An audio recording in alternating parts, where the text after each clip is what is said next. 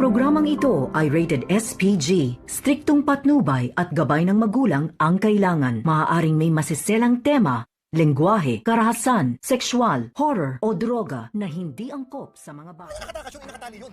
Tinalagan mo? Tatakasin mo? Siyempre hindi! Gagamutin Gulat naman itong si Balahadya nang matanaw niya itong si Don Pepe. Napapalayo na nga at paika-ika at tumatakbo, at dito naman na biglang lumabas itong si Zoe at tinanong agad itong si Balahadya na kung nakita ba daw niya itong si Don Pepe. At ipinagtataka ni Balahadya na kung papaano daw nakawala sa pagkakatali itong si Don Pepe.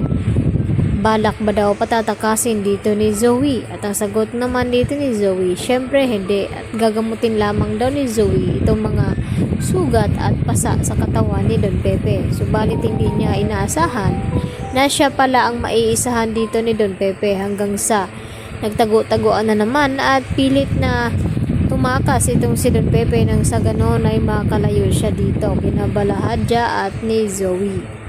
At kasama ang palad, dahil may bitbit na armas itong si Don Pepe at nakuha niya mula dito kay Zoe, ay may panangga naman ito.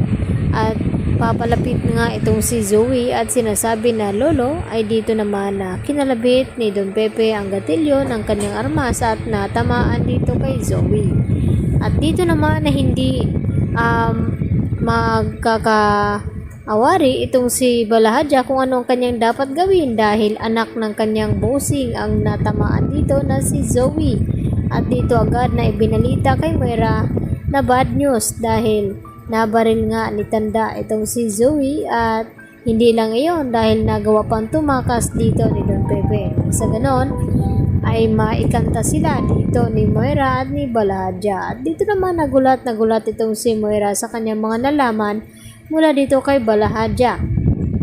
At sinisisi naman ngayon ni Balahadya itong si Zoe na kung bakit nakatakas nga itong si Tanda. Baka madiscover nito na may kinalaman itong si Moira at itong si Balahadya sa kanyang pagkawala. At yun naman ay hindi hahayaan ni Moira na mabisto ang kanyang sikreto. Kaya sinabi ni Moira kay Balahadya na kahit anong mangyari ay hanapin pa rin itong si Don Pepe, at kung magpupumilit na tumakas ay paslangin na nga niya ito. At dito naman na tila nagdadalawang isip nga itong si Zoe kung papayag nga ba siya sa gusto mangyari ni Moira, dahil natamaan nga itong si Zoe dito sa armas ni Don Pepe. At dito naman napatawag itong si Annalyn sa kanyang ina na kidnap or ransom nga daw ang nangyari dito kay Don Pepe. At gulat naman itong si Lynette sa kanyang nalaman, dahil parang ganun din ang gawin ng mga nandurukot dito sa kanila. At dahil dito sinisisi pa ngayon ni Carlos itong si Lynette na kung bakit nadudukutan pa daw sila at naakitan ng akyat bahay.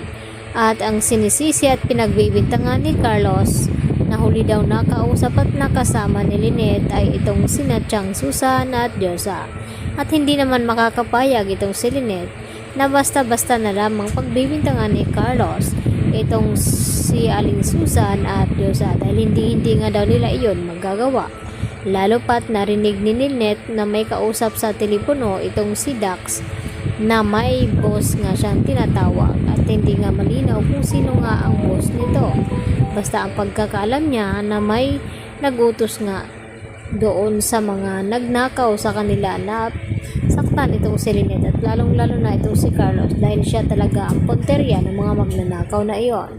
Yan ang ating patuloy na pakabangan bukas mga kapuso. Dito lamang yan sa Abot Kamay na Pangarap.